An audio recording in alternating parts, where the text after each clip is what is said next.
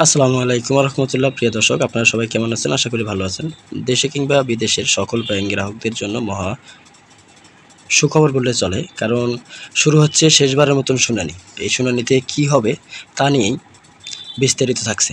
5 bank একীভূতকরণের নিয়ে নতুন শুনানির আদেশ দিয়েছে গভর্নর। বাংলাদেশ ব্যাংক খাত কয়েক বছর ধরেই নানামুখী সংকটে জর্জরিত। আমানত কমেছে, ঋণ খেলাপি বাড়ছে, তারল্য সংকট তীব্র হচ্ছে। এই অবস্থার মধ্যে 5টি ইসলামী ব্যাংকের একীভূতকরণ করে নতুন একটি ব্যাংক গঠনের উদ্যোগ নিয়েছে বাংলাদেশ ব্যাংক। এ লক্ষ্যে প্রায় সব প্রক্রিয়ায় শেষ করা হয়েছে। এখন শুধু সংশ্লিষ্ট ব্যাংকগুলোর শেষবারের মতন বক্তব্য ও ব্যাখ্যা শোনার পালা।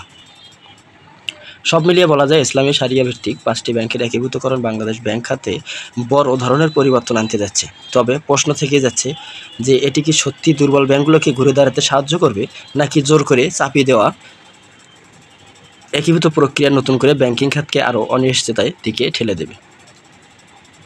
বাংলাদেশ ব্যাংকের একটি সূত্রে জানা যায়, ইতিমধ্যে 5টি ব্যাংকের চেয়ারম্যানের উদ্দেশ্যে কেন্দ্রীয় ব্যাংক চিঠি পাঠিয়েছে। সেখানে ব্যাংকগুলোর মূলধন, তারল্য সহায়তা, খেলাপি ঋণ, নগদ সংরক্ষণ অনুপাত এবং প্রভিশন ঘাটতির সর্বশেষ অবস্থা নিয়ে শুনানিতে উপস্থিত হতে বলা হয়েছে। একই সঙ্গে কেন তাদের একীভূত করা হবে না সেই ব্যাখ্যা লিখিতভাবে পেশ করার নির্দেশ দেওয়া হয়েছে। কোন ব্যাংক একীভূত হচ্ছে, কোন ব্যাংক একীভূত হচ্ছে? যে 5 ব্যাংকে একীভূত করার পরিকল্পনা করা হয়েছে সেগুলো হচ্ছে: ফার্স্ট সিকিউরিটি ইসলামী ব্যাংক, ইউনিয়ন ব্যাংক, গ্লোবাল ইসলামী ব্যাংক, সোশ্যাল ইসলামী ব্যাংক ও এক্সিম ব্যাংক। আতঙ্কের মূলধন ঘাটতি। একীভূত প্রক্রিয়ায় খরচ ধরা হয়েছে প্রায় 35,000 কোটি টাকা। এর মধ্যে 25,000 কোটি টাকা সরকারের বাজেট সহায়তা হিসেবে চাওয়া হয়েছে।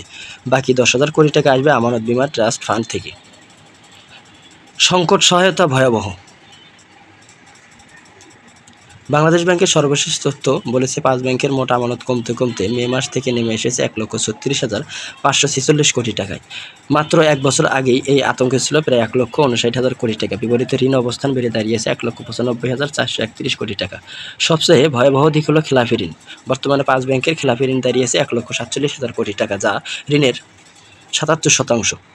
এর মধ্যে ইউনিয়ন ব্যাংকের খেলাপি ঋণ 98%, ফার্স্ট সিকিউরিটিজ 96%, গ্লোবাল ইসলামী ব্যাংকের 95%, সোশ্যাল ইসলামী ব্যাংকের 62%, এক্সিম ব্যাংকের 48%।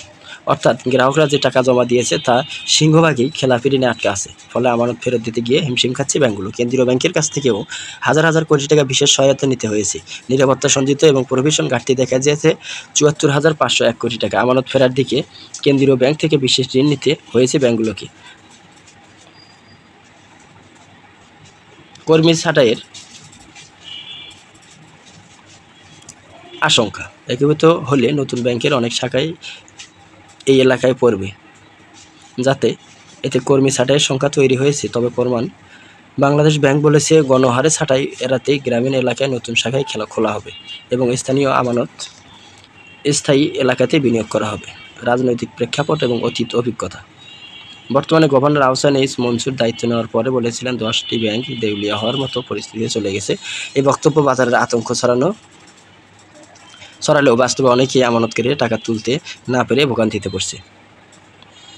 ব্যাংক একীভূত ঠেকাতে নতুন তদবিরের আশঙ্কা। বেসরকারি ব্যাংক একীভূত করার উদ্যোগে ঠেকাতে নতুন করে তদবিরের অর্থনীতি শুরু হতে পারে বলে মন্তব্য করেছেন পলি রিসার্চ প্রধান অতিথি অর্থনীতিবিদ ডক্টর আশিকুর রহমান। তবে বাংলাদেশ ব্যাংক একীভূত করা রাজনৈতিকভাবে অত্যন্ত জটিল ও কঠিন প্রক্রিয়া। আশিকুর রহমান বলেন, আগে থেকে অর্থ পাচারের অন্যতম বড় মাধ্যম ছিল